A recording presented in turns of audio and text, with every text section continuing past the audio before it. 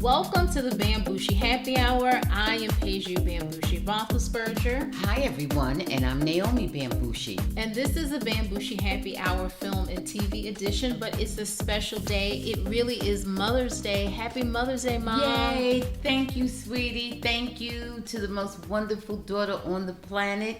I've just been having a glorious week and a half. Mother's Day celebration. Thank you for everything, daughter. Thank you for the loot, the restaurants, the ducats, the everything. You still have, thank you. Thank you. You still have another little gift coming up after the show. Daughter, thank you for everything. Thank you to you, number one.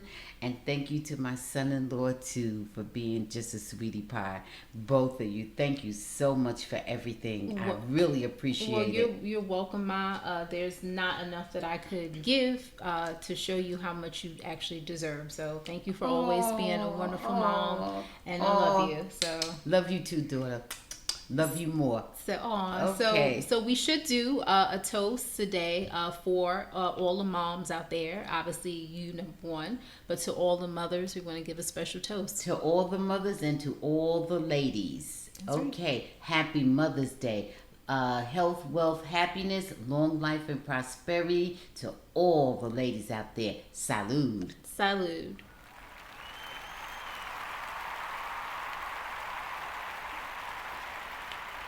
Delicious. Okay. All right. Yeah, so guys, let's get into it. Well, we're going to talk about a couple of people who are not acting very motherly. Well, first of all, they can't actually be mothers.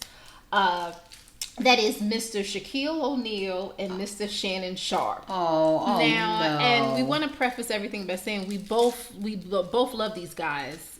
We both love Shannon and Shaq. That's right. I'm a fan of both of them. Love them both. Now, this all started when apparently Shaquille O'Neal was on air. He was talking to, Nikolai Jokic. He won another MVP. This is his third MVP. He's won, I think, in like 4 years. And he told Nikolai, congratulations. Are we assuming that our audience knows who that is? Do they know that he's... He's a basketball player. He is on the Denver Nuggets, and he won the MVP for the third time in 4 seasons. Okay. And Shaquille O'Neal said, congratulations, Nikolai, but I don't think you deserve to win the MVP. It should have went to Shea, SGA, who is another basketball player who Shaquille O'Neal felt should win. So, on Shannon-Sharpe's Nightcap podcast with Chad Johnson, a.k.a. Chad Ochocinco, Gilbert Arenas was also a guest on there, and they were talking about Shaq's comments. And Shannon said, Shaq should have had 5 MVPs. He sees a guy like Nikolai that's not as dominant as him and gets 3 in 4 years. When you're historically great, they talk about you as a great basketball player. The GOAT and Shaq is never brought up. I think part of him is envious of that. It's hard for me to put someone in the GOAT conversation with 1 MVP. He added, if Shaq would have had my work ethic, he would have had 40,000 points. So, Shaquille did not take too kindly to that, and he went on Instagram and he said, you took me sticking up for Shay as jealousy of Joker. Shows how smart you are and how you say anything to get clicks. So here's some clickbait for you. If you ain't ranked in the top 10 in your profession, then you can't speak on me. Don't forget, I know what you did to get where you're at. Me, jealous, sounds like you're jealous. I know you're trying to stay relevant by gossiping on your podcast. We don't believe you. You need more people. And in case you forgot, 4 rings, 3 final MVPs, top 50 and top 75, Google me. And to be quite frank, all this new success you got, you still under me. You don't know my work ethic, but I work less than you, but I'm worth more than you. Make it make sense. Love you too. If you need help making money, it's better ways than gossiping. I'm too old for this shit. Love always. The most dominating big man ever who never took it serious. Remember, I don't know you, and in the words of Skip Bayless, I'm better than you. I have it, you don't, not in my profession. And your GOAT debate, never wanted to be the GOAT. I wanted to be who you should greet me as, the most dominant ever. That is what Shaquille said. And Shannon said, I love you, Shaq, but damn, you need to get some thicker skin. Don't take offense to everything, then just say stuff like 4 rings. That's an argument of a 10-year-old. No wonder Phil talked about how much he had to accommodate you and your feelings. With that being said, you're a generational whiner. This man-child needs therapy. You don't see any of the big men counterparts belittling previous and future generations. Just stop with the insecure bullying, small dick energy. It's fucking embarrassing for a 50-year-old man. Don't forget you told me you're still illiterate and you can't last more than 30 seconds in the bedroom. That's why your ex-wife isn't in love with you. And Shaquille O'Neal also did a diss song. So there we go, guys. Okay. That was a mouthful. That was a lot. And for both guys, this is what I want to say. Like I said before, I want to preface this by saying I like both guys. I like them both very much. I am going to say this regarding Shaquille. I recall Shaquille having issues with his body. I recall Shaquille not training as much. I recall big fights between Shaquille and Kobe because Kobe wanted Shaquille to be more disciplined with his training and with his diet. I remember that. And I think I even recall Shaquille acknowledging that he had poor dietary habits. I don't think that's a secret, and certainly nobody is blind. We always knew Shaquille was overweight. He wasn't just big, he was big and overweight. Okay, there have been plenty of the big men, and they didn't have those issues. Dave Robinson, the master, Hakeem Olajuwon, right? Tim Duncan, Jabbar, Kareem Abdul-Jabbar. There's been too many big men, and none of them seem to have the same kind of dietary and weight issues. But they're all 7-footers. And we won't even go into KD. I'm not sure. I think he's around a 7-footer, and he's been even like under 6'10", 6'11". Okay, Yeah, he's close to it. In any event, Shaquille, we know that you have been notorious for not taking care of your body and not training enough, and you've even admitted it. So I don't know why you're getting mad at Shannon, but I am going to say this. All is fair in love and war. Shaquille, you started it. You gave your unsolicited opinion about Nikolai. That's right, about Nikolai. I don't recall Nikolai asking you during the interview, Shaquille, what do you think? I don't recall. You felt the need and you had the desire to voice your opinion, which was one that was kind of negative, directly to the Nikolai's face. So it's out there. Right. It's in the public domain, so people have the right to speak on it. Right. And so I'm just going to make a long... And Shannon, I don't know what you did or what you didn't do, because I really wasn't keeping up with football at the time, but what I'm going to say to you is that body is popping now. Okay? And that's what I'm going to say. And Shaquille, you still are coming up short with keeping your body together. Okay? Well, let me just say this. Shannon Sharpe has always been a gym rat.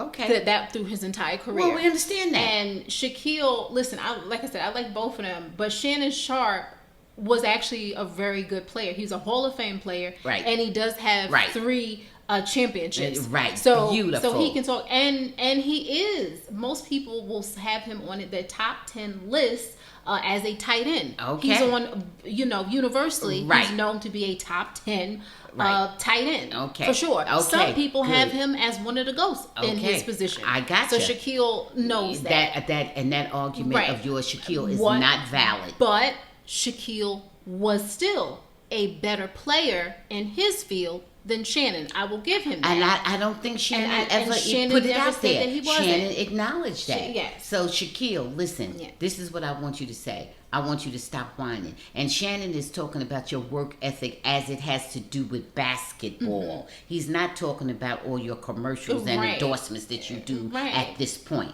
He's not talking about that. Shannon never tried to present himself as a family man or any of that. He'll tell you now he's never been married. He's got, I think he has 2 grown daughters. I think, he has 3 kids altogether. 3, whatever. Yeah. Okay, he will let you know that he's never presented himself any differently. Right. So Shaquille, I don't even know why you're bothering. Everybody loves you. Everybody knows you always didn't work as hard as Kobe thought you should have worked. Right. You know. And you had a lot of talent. And you did a lot with your talent. Right. You could have done you could have been the GOAT. You could have been right. There you go. And everybody could see your weight. And listen, I'm a chubby person myself. I got it. No problem. Well, but it's a different level when you're a professional athlete. Well, of course. That's just the whole thing. But what I'm saying is that you could, Shaquille, you don't need to be so thin-skinned about the truth. Right. Imagine when people start lying. Now that's really a problem. Right. But people are only repeating to you what is obvious and what is true and what is known to everyone.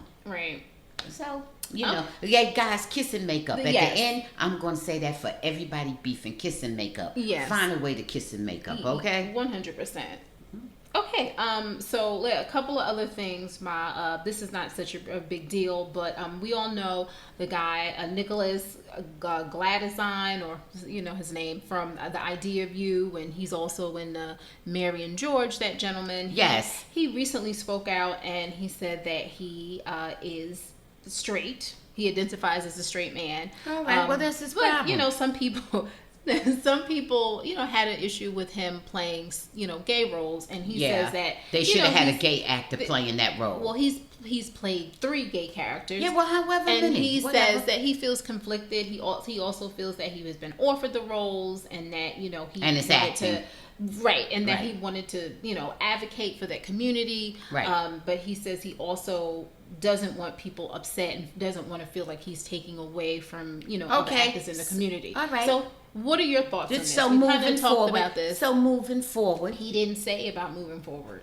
I know he didn't. I'm saying to you. Yes. Moving forward, if that's how you really feel, show us. Moving forward, you should do what? Not accept any more gay roles. Do you think that you shouldn't accept gay roles if you are straight? Do you think, or you think it's just acting?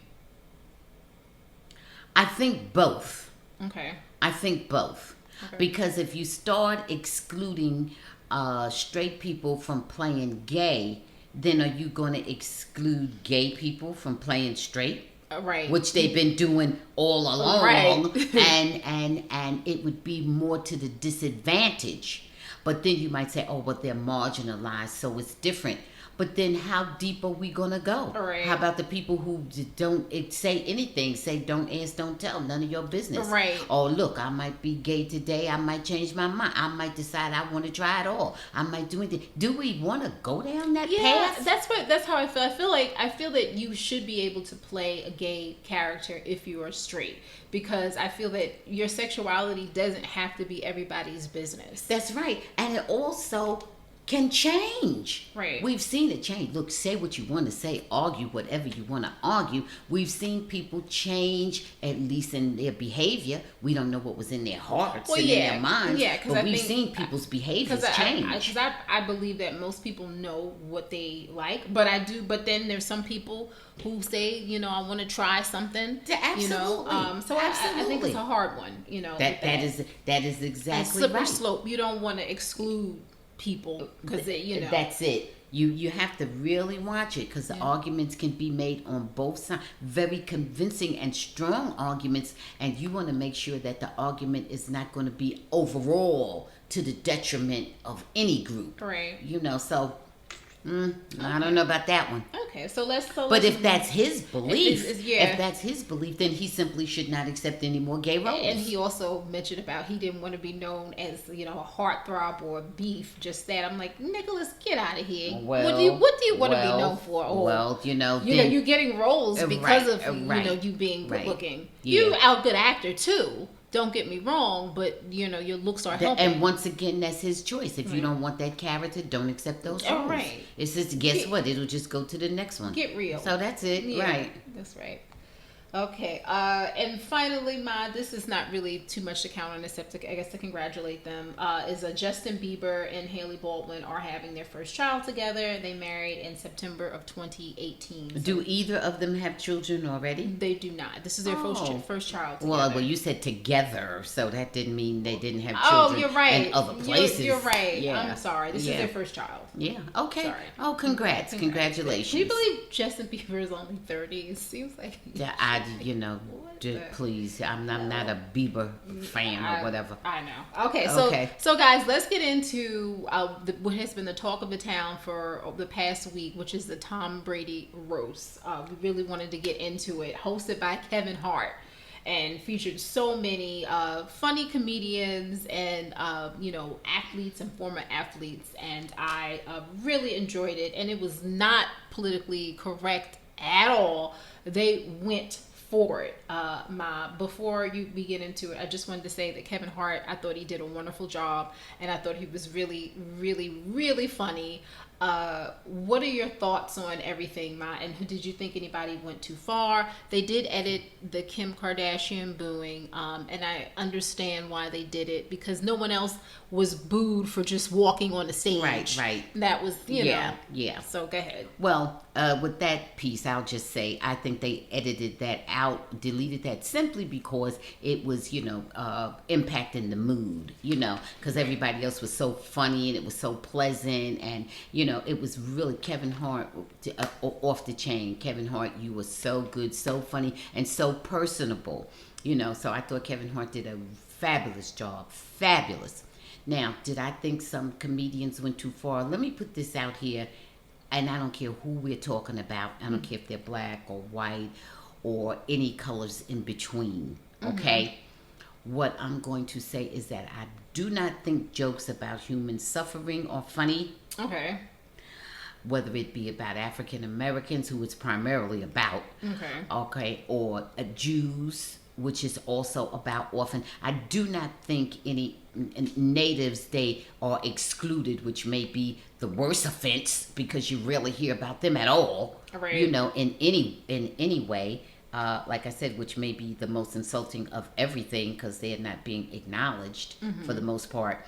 I don't think jokes that make reference to or speak explicitly to anything to do with human suffering, slavery, the Holocaust, or anything adjacent to those that are, directly involved or a direct result of that in a very obvious and hurtful way. Okay. Those jokes I don't think are funny, and I don't care who tells them. Okay. So I'm putting that out there. No, continue with your thing, because we can just go down, since I have it in front of me, of the people, so we kind of remember. Well, I may not remember exactly who did what. Just your grade or opinion, or your opinion of Kevin Hart. I already told you, I thought Kevin Hart was absolutely top shelf. You thought the jokes about Giselle and all that other stuff that were funny. To me, those jokes are about people who really have all the resources and protection, and they're just going through what so many other people who don't have that kind of protection go through. So to me, that part is just, you just can't be too thin-skinned, please. That's ridiculous. Okay. How about Jeff Ross? Now, Jeff Ross, Tom Brady had to get up and tell Jeff Ross not to talk about Robert Kraft. He said, don't mention that anymore. So let me say this. It's my understanding that they had some precondition not to talk about certain things about Robert Kraft. Right. And the massage. Right. And I think if you agree to that, you should honor that. You should not agree to it and then get on stage and breach that agreement. So that's what I want to say about that. Not that, I think they necessarily should have agreed to it. That's irrelevant to me. The real issue is that if you agreed to it, then you should just honor it. All right. If you didn't, then okay. And then they could have made a decision whether or not to have you on there. Right. Because it was 3 hours long. So, they didn't need, they could have eliminated a number of people. Was he funny? Okay. What did you think? I don't remember him specifically. Jeff Ross. You don't remember Jeff Ross? I mean, what specific joke? They were all kind of funny. Okay. I think Jeff Ross. I think he was good. I would give him like a B, he was good. Okay. How about Drew Bledsoe? I mean, you have to say more than Jeff Ross. You have to get Ross. Ross. You have to tell me how they looked or he whatever. He was the late 50s, early 60s, bald head, white guy Okay. that does. He does the roast all the Yeah, time. he does the He roast. was very funny. Yeah, you Yeah. have to look like Uncle Festus a little bit. Yeah, Yeah, yes. you have to make me remember. Yeah, You know. I thought he was Okay. funny. I thought he was funny. There's like nobody I didn't think was funny. How about Drew Bledsoe? Which one was Drew? The former quarterback that Tom Brady took over for. Well, he was less funny, but I thought he was good natured. He was funny. I felt bad for him. I thought because they really went in on him a lot, and that really happened. Because after he was injured or whatever happened to him, two Jets they say tackled him or whatever, and then Tom Brady took over. Well, yeah, I mean his was true and sad and funny, but he was very good natured about it. Yeah. How about Nikki Glaser? I thought she was hilarious. Nikki was off the chain funny. I thought she was a lot funnier in that than some of her stand up I've seen her in since then. Oh, you've seen her stand up? Yeah, okay. yeah. Well, you heard what they said. They said, "Where have you been, Nikki?" Well, there pretty you much go. This was the funniest that they see her. Right. Me too. How about Randy Moss? Now, Randy Moss, he did the best he could because he's not really funny. Randy Moss, the wide receiver, from West Virginia. West Virginia, yeah. Well, he wasn't really funny at all. What he was nice. Yeah. He was really more nice than anything. And I had a different expectation from him because he's not a comedian per se. He's a football player, and then they were saying we knew he was a kind of a black hillbilly country type person, and so he was that, and he was sweet and he was nice. Yeah. How about Kim K? She did the best with what she was working with. Yeah. She did. She was. I don't have any issues with her. In fact, she had some jokes thrown her way that weren't the nicest. Yeah, she had some really and they were kind of true, and she smiled and she took it. She took it. Yeah. Bert Kreischer and Tom Segura, those two. The two that came up there together. I didn't think they were as funny. I would just give them a B. Everybody else was hitting A and A+. Yeah. I gave them about a B. They were okay with their stuff. I recall thinking some of their stuff was just mean without being funny. Yeah, and the picture of Tom Brady saying he's gay. Yeah. I thought they went for the low hanging fruit. I didn't think they were all that funny. Now Sam J, I thought she was hilarious. Sam J was off the chain. She was off the chain. I loved her. I thought she was so funny for real. She was funny. I think she's really funny. Now Will Ferrell. I thought the ladies were real funny. And they only had 3. Yeah, I thought the ladies were very funny. Will Ferrell, that was a substandard performance for Will Ferrell. Ron Burgundy. Yes, he didn't even do Ron as well as we know that he can. He was nervous because Tom Brady was so good looking. He couldn't concentrate. Right. That's what he kept saying. That was his bit. Well, you know the whole time. Well, you know what? That was a problem. I was sick of hearing that as well. Yeah. I mean, if you want to date, do that off stage. Okay. Bill Belichick. Now, I was proud of Bill Belichick. Bill Belichick was funny as hell because just to see him out there having a regular conversation and smiling was funny. Yeah. He was a good sport. He was a very good sport. He was still salty. Yeah. He was still salty now. And I thought it was real funny when he said it's good to be working with 2 quarterbacks. He respects Eli and Peyton Manning. And that's good that he clearly he wants to continue to work, so he's going to be working. But he was giving it to Tom. He was giving it to Tom. But we know he's mad because Tom left and got another ring. Yeah. At over 40 something and everything else without Bill. Yeah. Excuse me. But Tom Brady left because of Bill is what everybody's saying. However true, whatever. Oh, I think it's true. I believe that. How about Robert Kraft? Well, he left and was successful, and that hurts the most. How about Mr. Robert Kraft? Robert Kraft was hysterical, but we know he is the man already. So he already has that type of personality. I loved it when he told Julian Edelman. Yeah, when he told Julian, he said, I thought that was mean of Julian to say the next time we get together it'll be at Robert Kraft's funeral. I thought that was mean because you don't know that. It might be yours. We know Robert Kraft is old, but we don't know who's going where first. He's buried a lot of people way younger than him. So don't that's go for there. sure. That's for sure. Now, I thought it was so good when Robert Kraft said, Julian, you will not be invited to my funeral. Right. I thought that was so nice. I did too. Got him. I was just going to mention Julian Edelman. To me, I didn't really think he was that funny. He was okay. He's to me seemed like a hater. And seemed like he was riding people's coattails. And he also just had on a white shirt. He didn't have on everybody else had on a jacket. Yeah, he was too sexy. You know, he just didn't even have on a jacket. And I don't think he's that sexy at all, honestly. His jokes weren't sexy worth a damn. How about Dana White? Dana White was okay. I mean, you kind of already know what he is, how he is. So, you know. Dana was fine. Yeah. He was fine. I thought he didn't have much time. He didn't have much time. That was enough for him. He's got his own show and his own people. And there's a lot of truth to the jokes they were making about him and minorities. There's a lot of truth to that. His fighters and everything. Yeah. So, and you know, he's Trump, Mrs. Man. Yes, I didn't know. That's what I'm saying. He already comes with a lot of negative baggage. So, Now, this person to me was funny, but he had, unfortunately, the most racist jokes. So, I don't know. Tony. Yeah, Tony Hinchcliffe. Yeah. Well, you know, he has that podcast. Kill Tony. Yes. Now, some of the "You're So Black" and you know, so short and so everything. Then he said something about the short part. Yeah, that's, you know. I know. I think he said something about Jewish people. I don't like the "You're So Black" jokes. I don't like them, or "You're So Any Color" jokes. Something about that to me just seems like, you know, we say low hanging fruit. Doesn't seem creative. Obviously, it seems racist.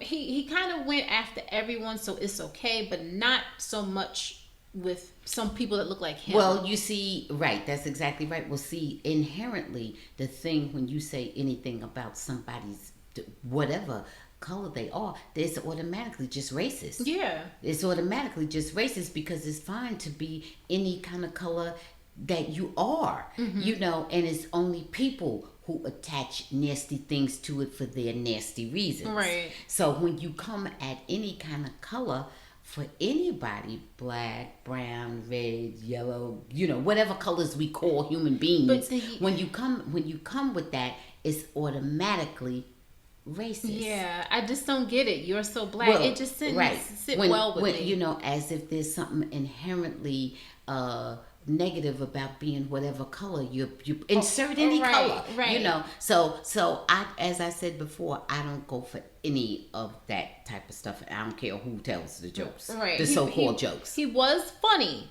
you know, but about certain things, he wasn't funny about that. That wasn't funny. The lesbian, the black lesbian joke was kind of funny. I thought that was cute. That was cute. Although it was a little bit racist, it also was kind of funny, but it was in a different way. Yeah, it was funny in a different way. Yeah, and I think that Sam J wasn't offended by it. No, she wasn't offended at all. No. Okay, Rob Gronkowski, Gronk. Oh, Gronk was hilarious, but Gronk was on something. I don't think, like they said, I think he was on something more than alcohol. Oh, he just drank a lot. He was. Oh, you can consume enough alcohol that you're good and cuckoo. Yeah. He was funny. He was extreme. He was also extremely good natured. Yeah, I like Gronk a lot. Gronk was all that. Gronk brought the fun to the party. And even after he smashed his glass, some groups celebrate like that and they have toasts like that. I understand. I mean, he was the only one doing it that night. Yeah, on the stage. That's dangerous. Right. You know, anybody can get hurt. And you know, Gronk is real big. Well, nobody should have had their shoes off. I mean, that's the only way. No, but the glass could have shattered and hit someone. Oh, yeah. Well, he wasn't by that close to anybody. He was all right. This is what I want to say. No, this is what I want to say. Gronk was a little more intoxicated than some people. But I love Gronk. So he was funny. And he didn't start throwing fists. So, so we're good. No, I've never seen Gronk act like that. Which is funny. He's always good natured. As big as he is. Yeah, but his energy is more good natured. Yeah, for sure. So, I agree with you, Mom. So that's why Gronk, I give him high marks. He gets top shelf. Okay, Andrew Schultz, he was okay.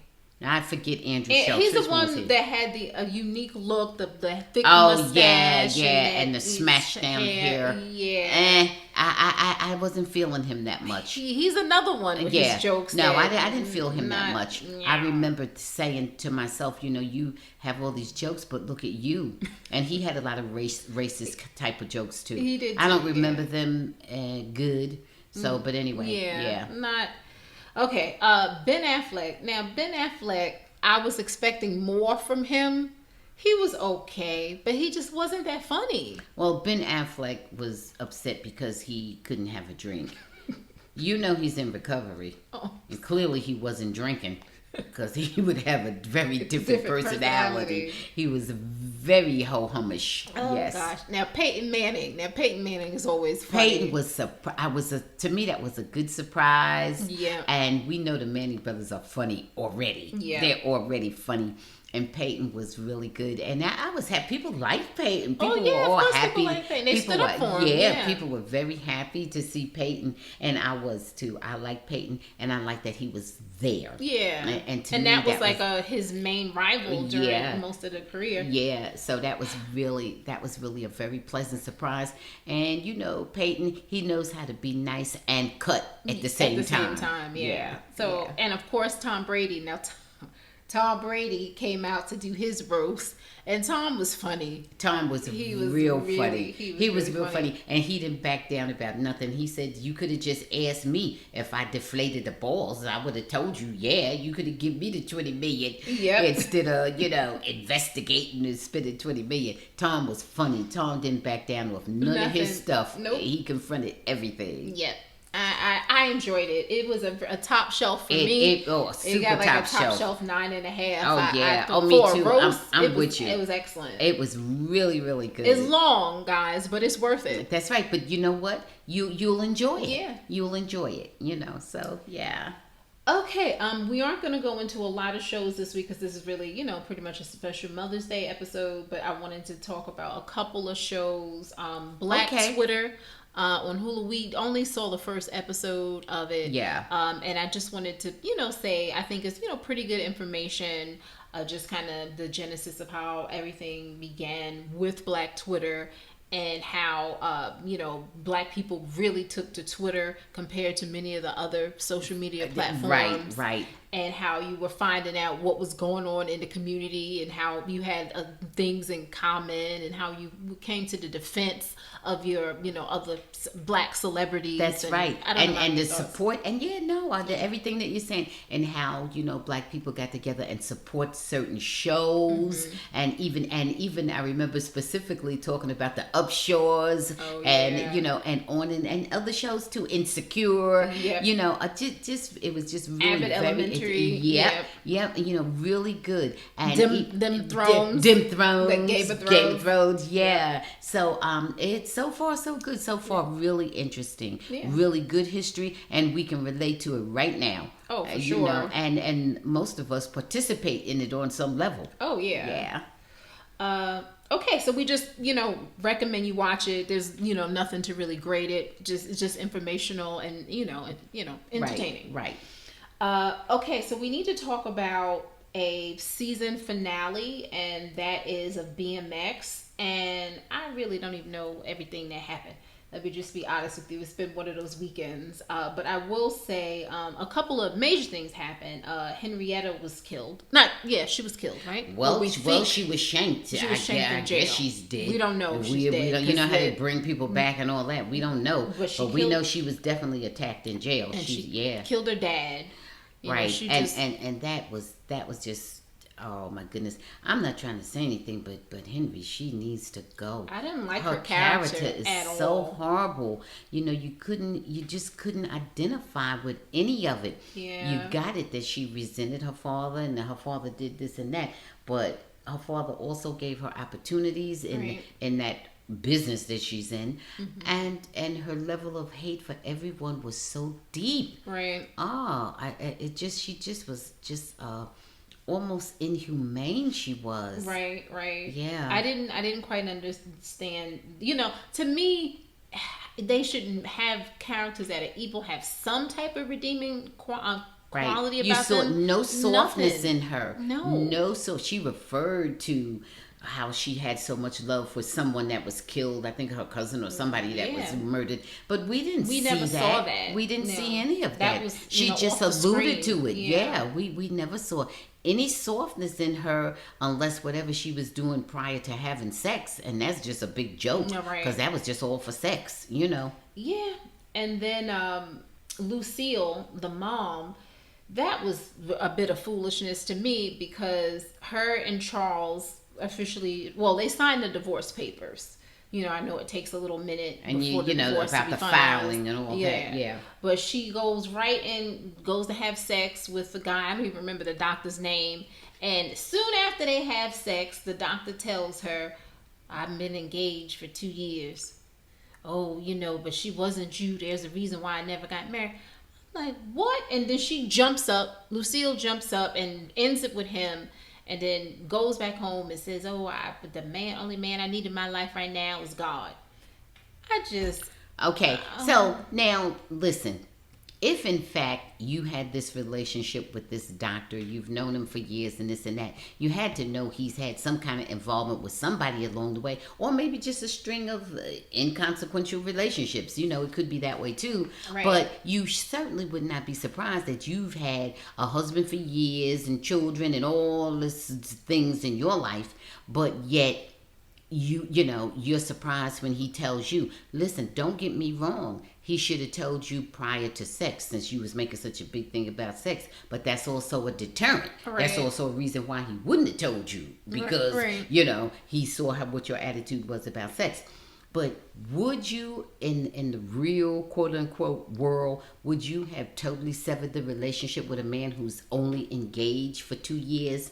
And I say only engaged because look at your level of commitment. You had a full life husband. Right. And so because he was engaged, you went so far as to sign divorce papers with your husband. Right. But yet you would just jump up and break off because of an engagement that's 2 years old. It's already too long for an engagement.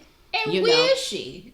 Right. Nobody see that fiance. Right. There you go. It's not that important. There you go. So, and you would just, he's not the man I thought. So what perfect man are you looking for? God. Right. That's what she said. Well, you know what? Then that's where you need to stay. Yeah. That's where you need to be, because you're not up to handling relationships apparently. Yeah, I didn't. That was real. That just made her seem so silly. Too foolish. It just made her seem. They need to do a little bit more with that storyline right there. I think the writers sort of insulted the audience with that, because it should have been, well, how do you feel toward her? What are you going to do? Where's your relationship now? Right. You should have told me before. Is there anything else that you haven't told me? But you went through a lot with me, and so I got it. I'll ride with you a little bit longer if we're going to do this. Right. You loved him, and all of a sudden, because one thing, that's it. I don't know if you want to call that love. I agree with you. So, and because you had sex with him, you're mad with him. Why is it? That's the funny thing about sex. Everybody has a different view about it. You do what you want to do. But let me tell you something. You had sex with him, but so what? You're able to have sex with who you want to. Right. What is the big deal? Is that the biggest issue? Because you had sex with him, now you can't talk to him? What? Right. You did what you wanted to do. Now, where's your relationship? Right. So, no, to me, the biggest violation is that she needs to be concerned, can she trust him? Right. And then that should have been a conversation. Right. But no, I thought the writers did us a disservice the way they developed their relationship. Right. Or the way they terminated the relationship. Yeah. Yeah. Okay. No, I completely agree with you on that. I was just going to ask you what your thoughts are about Mish and Terry. It ended up in Mexico. Well, they're elevating their game. Yeah. They're elevating their game, and we'll see. Meech and Terry's big adventures in Mexico. Yeah. So let's see how that goes. Because that was the season finale. So that they were walking down the dirt road. I don't know how they got there. I don't know where their transportation is. I guess it was hidden behind some of those mountains or whatever. I don't know. But Interesting. I see a whole lot that can happen with that. Yeah, the I finale. see a whole lot that can happen with that. I was happy that it wasn't a big bloodbath in the finale. I think this finale was better to me than most of the season was. Yeah, because it was a story. Yeah, because this was more of a story. They had some couple of rough spots in there, but it wasn't just a whole big, massacre going on. So I did like that part of it. There was actually a story. Right. Yeah. Okay, and let's get into 2 more shows before we do our little Mother's Day thing.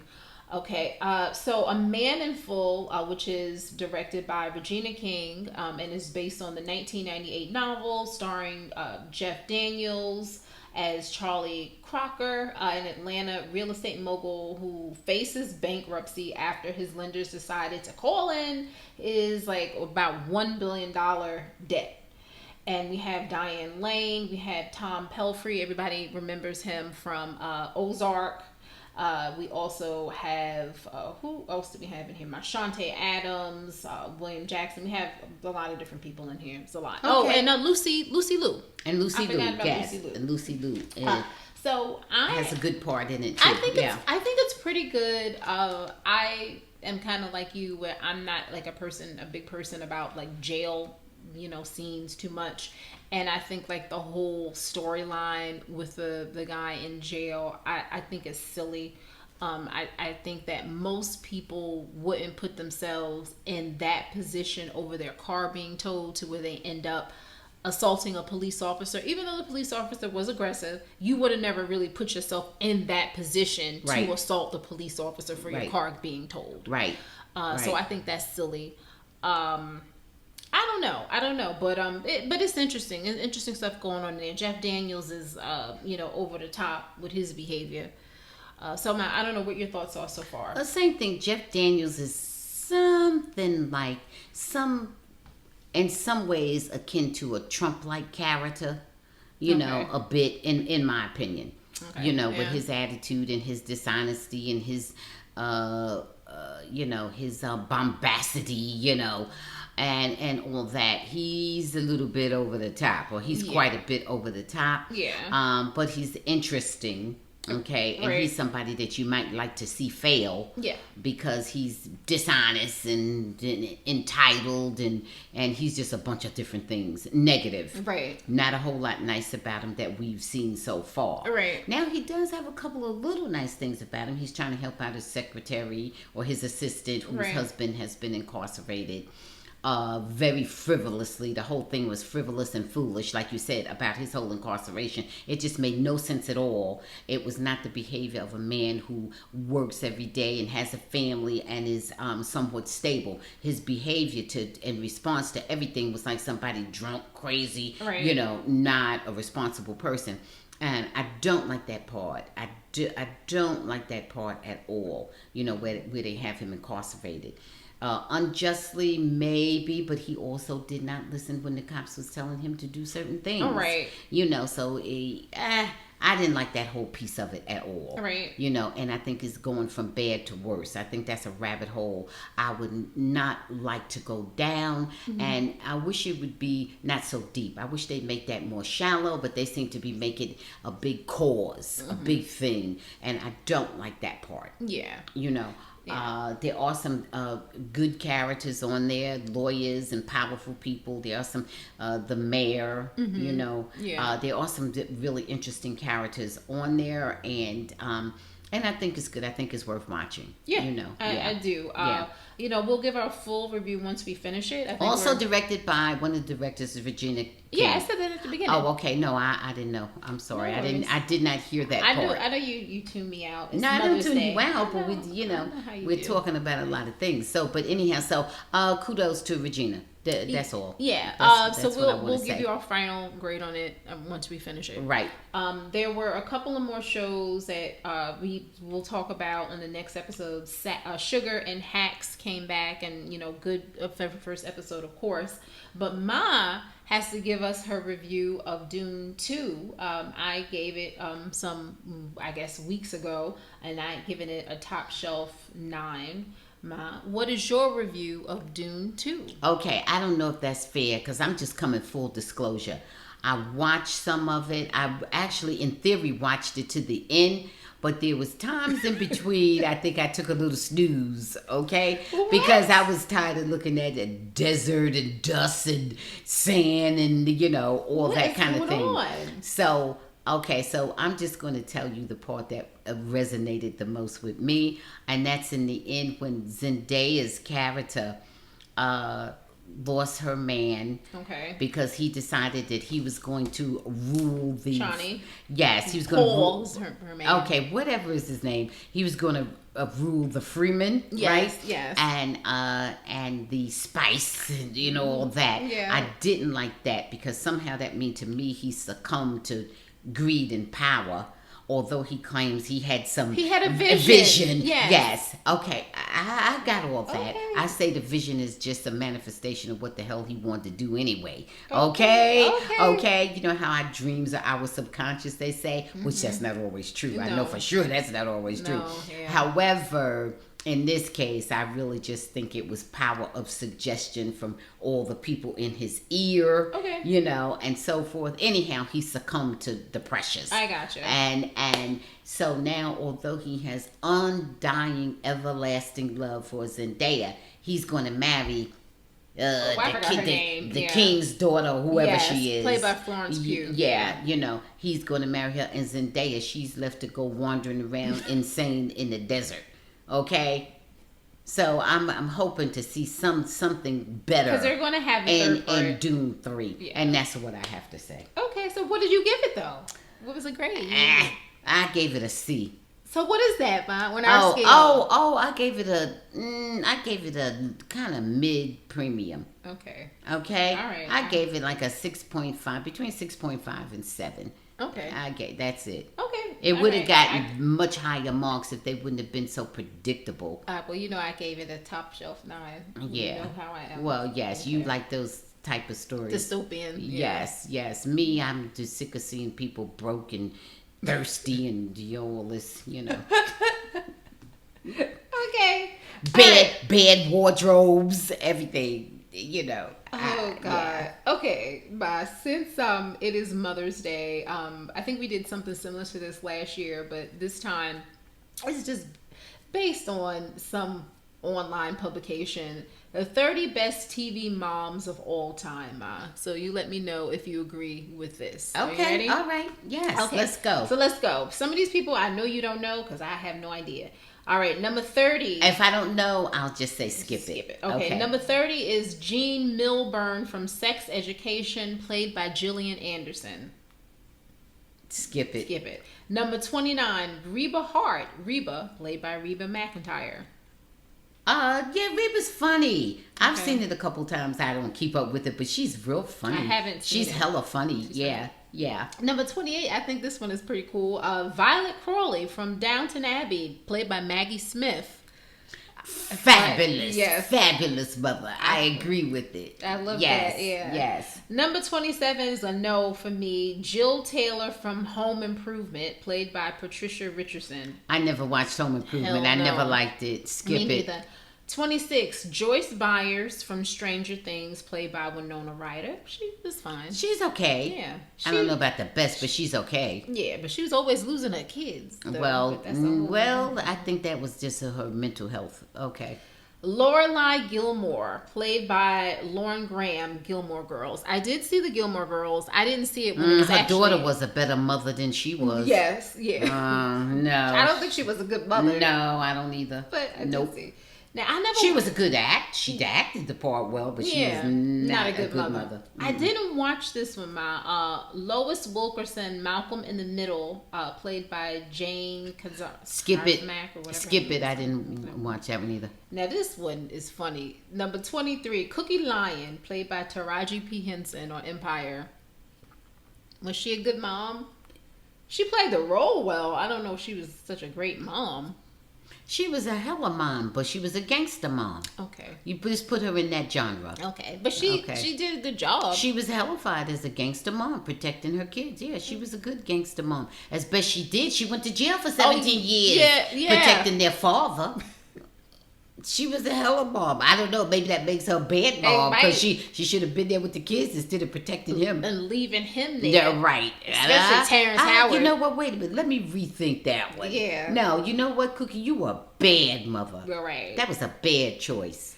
Number 22, Tammy Taylor from Friday Night Lights, played by Connie Britton. I did watch Friday Night Lights, not when it originally came on, but I saw it in syndication, and she was a good mom. Okay. But she's a good actress, Connie Britton. Okay. Yeah. Now, I did not watch this one, Ma. June Cleaver, Leave It to Beaver, played by Barbara Billingsley. She was a good mother. She kept her outfits and wardrobe together. Her hair she had a good haircut. She wore a little short haircut. Yeah. And she was good. Beef, come to dinner. Wally, beef. Yeah, she was excellent. And number 20. For what was happening. I mean, I only saw it in syndication myself because, I'm my own age. I'm just too young to have seen it, originally. But she was good. She was a good mother. And her husband, he was good too. Ward, yeah. Number 20, Gloria Delgado Pritchett, played by Sofia Vergara on Modern Family. Excellent mother. She didn't really have to do too much. Her son raised her. Well, good. Manny. But that was good. She kept her wardrobe together and kept herself in good shape. What better mother could you be? Yeah, and then when she had and she never lost her kids. Well, that's true. They were always there somewhere. Yeah. Number 19, Rainbow Johnson on Blackish, played by Tracy Ellis Ross. Fabulous mother. I thought she was fabulous mother. Fabulous mother. Yeah. Goofy, smart, hardworking. She was everything. She was a fabulous mother. Now, I did not watch this one. Bob's Burgers, Linda Belcher. I don't know. And it was voiced by John. Oh, wow. Okay, John Roberts, for a man. Okay, good. Number 17, you did see this one. Christina Braverman on Parenthood, played by Monica Potter. I thought she was a good mom. She was good. Yeah, I thought she was. I did not see this one, Ma. Olivia Walton, The Waltons. Yes, she was good. Yes, she was good. She was good. I was a child myself, but she was good. Yes. Now we didn't see the Walton mother was very good. And she had a rough time there, Yeah. I don't remember. Oh, okay. Jane Burke on Grey's Anatomy, played by Diane Carroll. I do remember her being the mother, but she was only on there for a little while, and she played Isaiah Washington's mother. And she didn't raise him right. Yeah. So. Let me quit. Let me stop. I don't remember that. I never did watch that. I really never did. Yeah, but there was Diane Carroll, so you give her kudos. Yeah.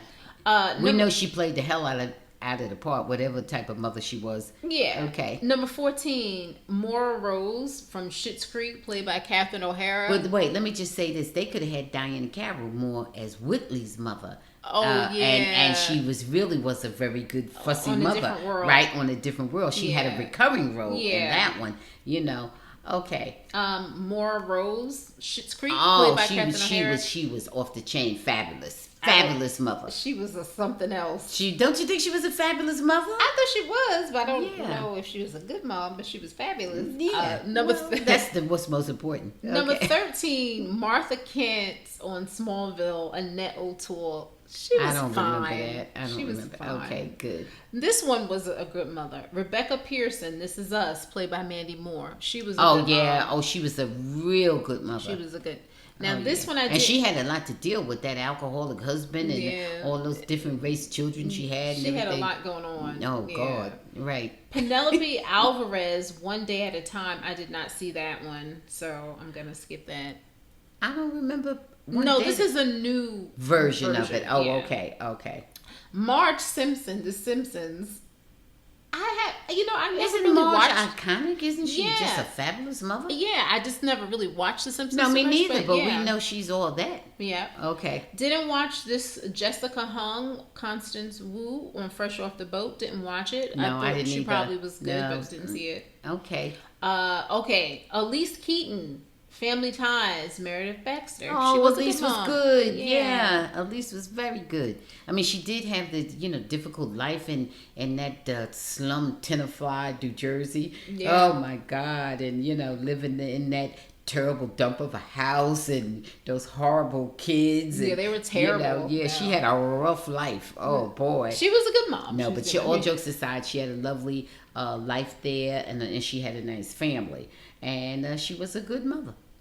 Number 7, Louise Jefferson, the Jeffersons, Isabel Sanford. She was a good She mom. was an excellent mother. She had 2 kids. She had Lionel and George. Yeah. And George's mother. Yeah. And then Florence wasn't even right. Right. So she had a whole lot to deal with.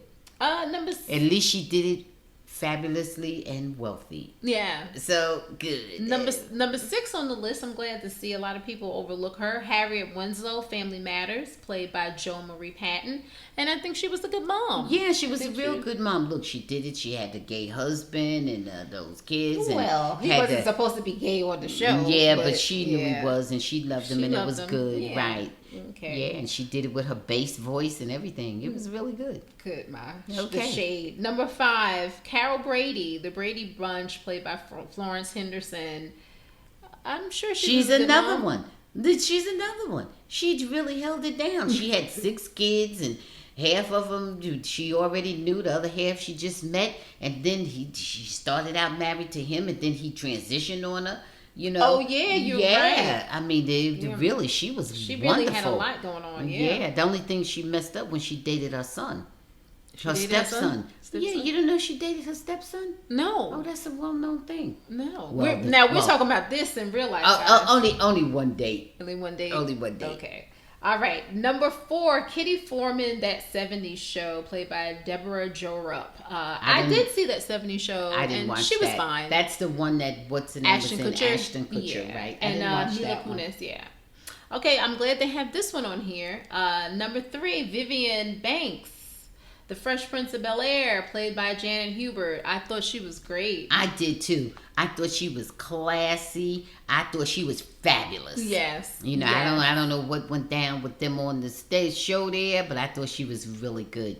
I liked her as Aunt Viv. I liked her. Me too. Mm-hmm. Now, the final 2, Ma, I want you to guess who you think the final 2 are. Claire Huxtable has got to be one. Number 2 is Claire Huxtable, played by Felicia Rashad on The Cosby Show. I think she should have been number 1. Too fabulous. She was amazing. Awesome.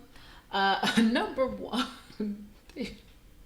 Aunt B from Andy Griffith. Lucy. Sophia Petrillo, The Golden Girls, played by Estelle Getty. Oh, well, wait a minute now. Sophia, I love Sophia, but she was bad. She was not right to Dorothy. But that's why she was good. She was not right. Listen, she was a good mother. She stole from her child. She set up the sister, one child's ex-husband with the other daughter. She was fabulous. Sophia, I love The Golden Girls, but Sophia was just bad. So Sophia should be at the top of the worst mother list. Right. And Dorothy still took care of her and did everything else. She was terrible. She was terrible. And she leaned on Dorothy for everything. Yeah. She wouldn't even go stay with the rich daughter out in California. She wouldn't even go stay with her. But you know what? But she felt closest to Dorothy. Yeah.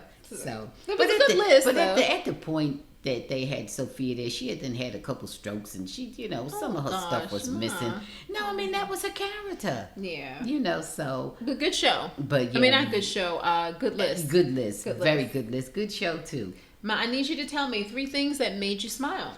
The sun, the stars, the moon.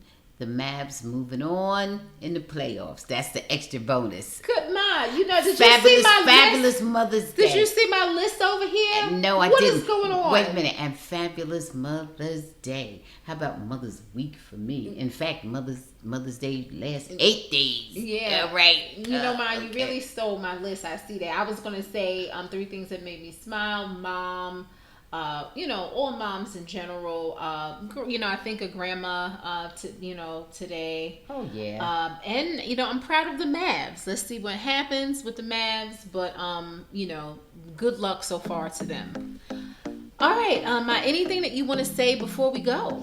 I want to tell everyone to stay woke and stay safe until we talk again, until we meet again. All right, guys. Thank you so much for listening to the Bamgboshe Happy Hour. As always, continue to follow us on whatever streaming service that you prefer. As always, guys, check us out on YouTube. We are going to have live videos on there coming soon. We'll give you an update. As always, be safe. We'll talk to you soon. Bye.